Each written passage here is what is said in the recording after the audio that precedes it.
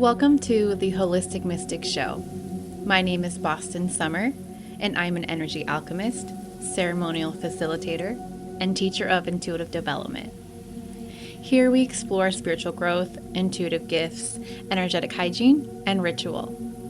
You'll also hear the behind the scenes of real life walking this path. This is a space where we talk about the deeper work of becoming a clear channel for the divine. If you're someone answering the call of your soul mission, you are in the right place. Let's get deep. For decades, it's been about output. How much can you output? How much can you make? How nice of a home can you buy? Output, output, output, without really thinking much about input, especially in America. So, welcome back to the Holistic Mystic Show. My name is Boston. Today, we're talking about the dissolving and dismantling of hustle culture for myself and the collective, for the awakened collective. I think that all of these things about output, output, output, how much can you do? How much can you earn? How much can you build? Those are all good, but in balance, right? And I think that awakened people are really opening their minds and their hearts to the idea that, like, maybe they don't want that. I think especially after the 2020 epidemic, where everyone was forced to slow down, we have been kind of slowly but surely, step by step, coming to the conclusion that the way things have been working is not sustainable. What was working then is not working now. And awakened people are knowing that. They are being initiated, especially myself, and I'm sure if you're listening, you can relate. They have been becoming very aware of the fact that there's got to be a different way. There's got to be a different way to live. And all of this programming and conditioning of busy, of do, be more, make more, kind of building ourselves up, making ourselves big, like a peacock, right? Like, or like a cat when it's afraid, it puffs itself out and makes itself look bigger. All of this has really, really, really made us think about productivity, right? How much can you make? How much can you do? Whatever. To the point, as children, we were drilled into our heads to get good grades and to be good and to fall in line and do your best. But like, there's this unspoken standard of like, if you are not um, doing enough, that means you are not enough. And coming from someone who has been deeply initiated into this, especially the last 2 years, but especially in the last 6 months, I've been taking a kind of a life pause, a big life pause where I've been in this cocoon phase and really pulling apart and peeling back the layers and figuring out what I truly value, figuring out what I really want. And my mentor recently, I was able to go on this amazing trip to Utah to see the doTERRA headquarters. And I was just sharing about my life and my plans. And my mentor very, very sweetly and humbly asked me a question that has really rocked me to the core, really shook me to the core. And the question was this: what do you really value? And at first I was, I gave like, I wouldn't say superficial answers because they do matter to me, like building a very successful business and la la la la la. I'm not gonna go into it right now. And he kind of looked at me and was like basically like inviting me to go deeper. And so I took it kind of shook me, but I was like, okay, well, I know how this personal development works, right? Like you got to look at where it kind of hurts. You got to look at what's uncomfortable or what you're trying to avoid. And I think that in the in the span of me wanting to serve my mission, wanting to serve God, wanting to create something beautiful for my life, I kind of have forgotten like why I wanted to do all that in the first place. Like I kind of forgot about what my goals are, my end goals, right? And yes, I know it's about the journey. Of course it is, right? And this is why I'm sharing it with you.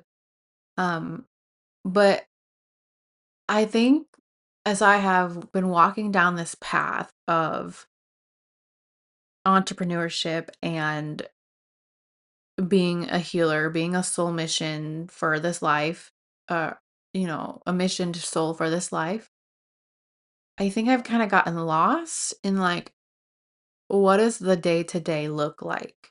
Because the way that I've learned how to run a successful coaching business is to hustle and to grind and to have promo cycle after promo cycle. And it's very draining and exhausting. And as much as I absolutely love the work that I do, it is my heart and my soul and my passion. I think that I've kind of been having this opposite of an epiphany, more like a reality check, like come to Jesus, like grounded kind of reality check of like, okay, well, if I continue on this path, what is my life going to look like 5 years from now? Do I really want to wake up and like be so lost in the melodrama of running a coaching business? And while I love what I do, like I said, I don't love the keeping up with the Joneses aspect of the coaching industry. And I think that that is why God has put me in this industry because I'm a pioneer. I'm here to shake things up. I'm here to share how life really is and what's the truth of the reality. And I think I do bring these dark mother codes of like, okay, well, we have to look at the shadow too. And the coaching industry is all about do whatever you need to do, work, work, work, work, work to make those high income months. And like people aren't really talking about sustainability in the way that like I think it should be. Of I think that people use the word sustainable in their marketing tactics for both for business strategy without really like taking a hard look at what it takes to implement their strategy. I think they're thinking like sustainable 20 years from now, not like right now as you're building. And what I have come to realize is that I have been on a hustle wheel. Um, Not only now as an entrepreneur, but I have been working 45 plus hours since I was 16 or 17. When I was in high school, I decided that I wanted to take cosmetology, go to cosmetology school while I was in high school. So that required me to go to high school in the morning, drive to a city that was about 35, 40 minutes away every day during the work week and on Saturdays, um, or school week or whatever. And then learn there and then work on clients for practice and to get my hours in after I so I wouldn't even get home as a high schooler till like 6 or 7 p.m. And it has been that way ever since. Um, I'm really grateful that I have a good work ethic. I'm willing to do whatever it takes to put in whatever I need to do, the hard work, the effort, the hours, the manpower, the grit, um, to make my dreams and my goals come to reality, come to fruition. And I do really value that about myself because you need follow through to complete anything. I think that's one of the missing pieces in the spiritual community for those that want to follow their dreams. And I have that. But I think it's become to a point where it's like become unhealthy, right? It's definitely a trauma response in all of the therapy and all of the personal development and the shadow work that I've done. So since I was 16 or 17, I've been in this space of hustle. And then beyond that, survival mode as a child. So I'm not going to go into my childhood, but very much survival mode. And what I've come to realize over the last 2 years, but especially in the last 6 months, as I've been kind of unraveling um, what my future it looks like and what really is important to me. Like what I truly value doesn't match what the trajectory I have been building for my life. And I think it's important that we allow that to just be whatever it is without making it mean something. Because I could sit here and like be totally crushed about all of the effort and the hard work that I've put in to get myself to where I'm at now. But what I am taking from this is allowing myself to pivot and reprioritize what is important to me. Reprioritize my family. Like I want to start a family so badly. You guys don't even know. Um I want to live on the land and be in nature, surrounded by nature. I want to be in a home that I built that is beautiful. And I think that w- what I have been building for myself is the opposite of me getting there. And so we have got to find a better way to live. I've got to find a better way to live where finally put myself first. I want to say I want to live slower. I don't want to have as much hustle in my life. But I do believe in, you have to put in the manpower. You have to have action, aligned action, and follow through. But I've just been juggling so many balls since I was 17 and then beyond that as a child. Like, why is it so hard for us to slow down? Why is it so hard for me to slow down? I think that my identity and possibly, if you can relate, our identity can become so wrapped up in what we accomplish because these are good things. Like I'm helping people, I'm serving, I'm following my soul mission. And I believe this is all a part of my journey and I believe it's all a part of what I'm supposed to learn. But I think that I have very closely tied productivity to my self-worth. How many things can I successfully juggle in my business? And it's come at a cost of my health. It's come at a cost of my sanity. I don't think that we should wear busyness as a badge of honor anymore.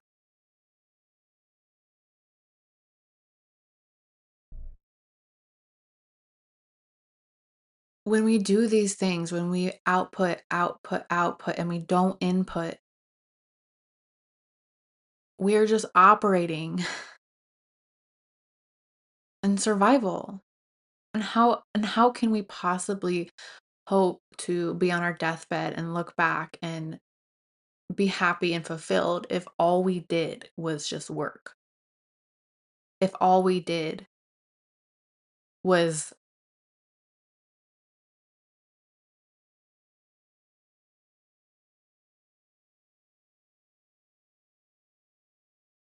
be the person that is sitting at the desk, that is sacrificing time with family, instead of being the person that goes to the games or the person that plays and enjoys life. Now, I'm not saying that there isn't a level of, like I said, aligned action, but if you're anything like me, if you're a high performing, high achieving entrepreneur, we have to find a way to get off of the hustle wheel, right? Like, and we're just hamsters, constantly doing, doing, doing, doing. I think that we can't blame ourselves because this is the conditioning and the messaging that we grew up with. But how can we begin to pivot and build a life around the values that we actually want and to own in our being instead of constant productivity? I think that there becomes a time in everyone's life when we have to take stock of what truly matters. And I've been in this process of redefining success for about 2 years now because I had a huge, huge, huge growth in my business in 2023 and 24. So, like, the end of 2023, the first half of 2024, it grew so large, and so I had so much growth in my business. Good problem to have, right? But my nervous system did not know how to handle it. And as a growing entrepreneur, when we start, like, you have to be the person who does all the things. There's no one else to help you. Um, and I think that that business model is just not sustainable. I think that that business model is just not ideal for someone who's very highly sensitive and hypervigilant. And we have to have the courage to choose a different way for ourselves. And I think that I have been feeling so much grief, so much sadness for the identity that I've built myself. I think I've really kind of pinpointed it down to like everything that I've made for myself up until now. I've become this certain person. And who am I if I am not that person? Who am I if I'm not the person that does this, that, and 12 things and is a person for everyone, right? And having 12 different offers at once. I don't even know what it means to just be focusing on one project at a time. I haven't let myself do that. And maybe you can relate or maybe not. And you're gonna get whatever you need to out of this, but you have to take you have to understand, like, what really matters to you and making sure that we take time in our lives to remember to do that because we are constantly growing and becoming different people throughout every season of our life. And I've been talking to my students in my program right now that I'm facilitating about the seasons, the different seasons of life and the different seasons of the year, right? From a Celtic pagan background, w- we really, to live in harmony with the earth, we follow these different quarterly seasons, right? And they all represent something and they all mean something. Like the summer is more outward, more productive, more yang energy, and then the winter is more yin energy, which is to go within and to rest and to nourish yourself. And I think it's important for us to create these check-in points with ourselves so that we don't get too far away. And when we are becoming a new person, which if you've been in this game for any longer than a year, you know that it is never ending, right? This Earth School game is never ending, and we get to constantly morph and grow and evolve into different people throughout our lives. Who I was last year, even who I was 6 months ago, even is not the person I am today. And I'm so proud of myself for letting myself take time to slow down to see that, like, I don't know if I want this. I don't know what that looks like in the future.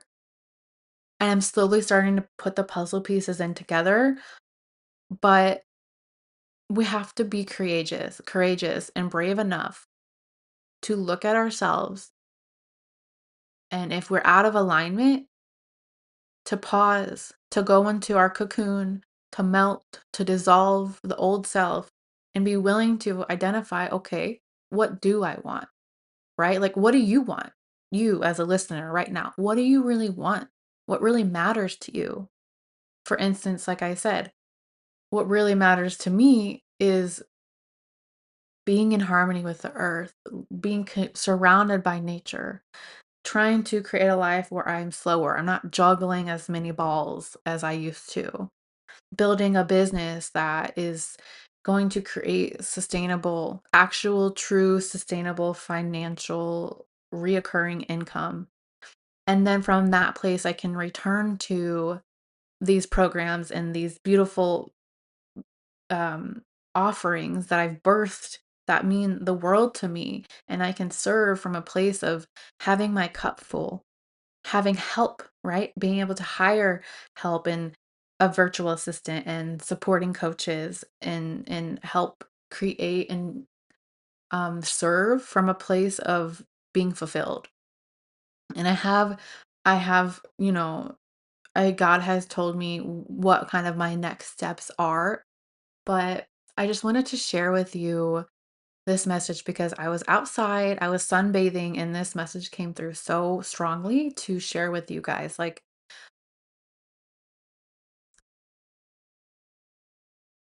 something that my mentor said was, you might find that when you obtain and you finally get the quote unquote thing you wanted, right? You might find that you don't actually want it. You might find that it doesn't actually align with the values and who you want to be. And I'll give his example, and I'm sure he'd be totally fine with me sharing this example. So you guys have context for what I'm saying. So he told me this story because he teaches through stories. I love that about him. And he was sharing that he had this idea of this dream house. Like, it had all these certain things. I don't really remember, but he told me all these different things he wanted for his dream house. And then he got to a point where he could buy this dream house, whatever success he's built and whatever income and financial and all that stuff, right? And anyway, so he bought the house. And when he bought the house and started living in it, he realized it didn't feel as good to him as what he thought it would. And after he reflected and took inventory and stock of what really matters to him, he realized that the house was way out of his, no, I don't think he said way out of his financial means, like he could afford it, but it was more than what he really wanted to spend on a home.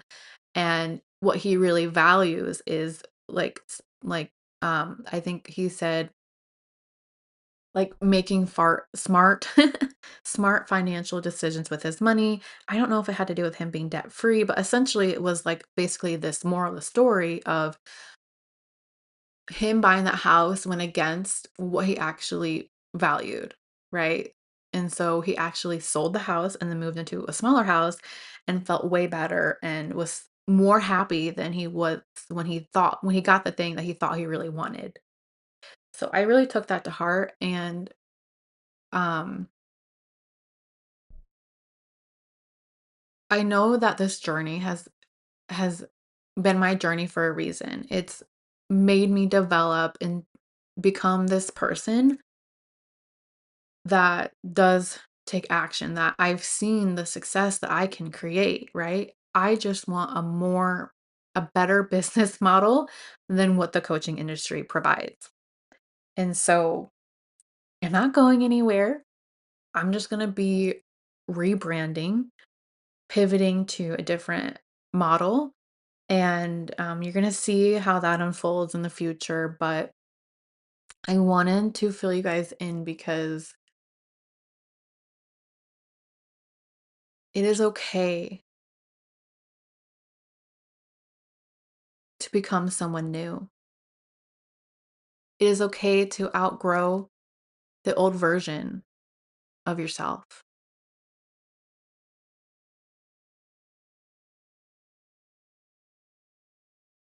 And in fact, when you decide to follow through and align with the person that your heart really wants to be right now, you're going to find this next chapter is going to allow you to go bigger than you ever thought.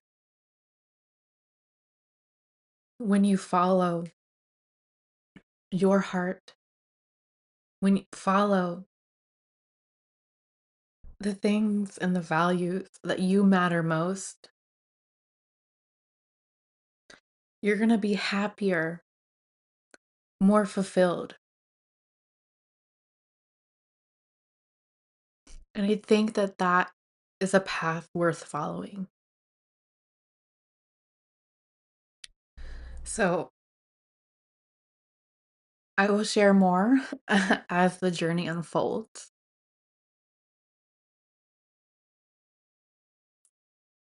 But just know the invitation today is for you to take a hard look at yourself.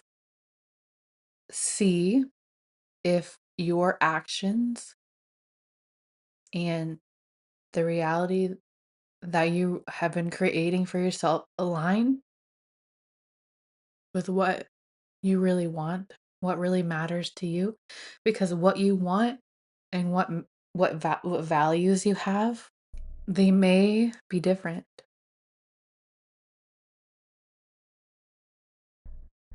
So bless your life. I trust that this served you. And until we meet next time, go out there and share your light with the world. Namaste.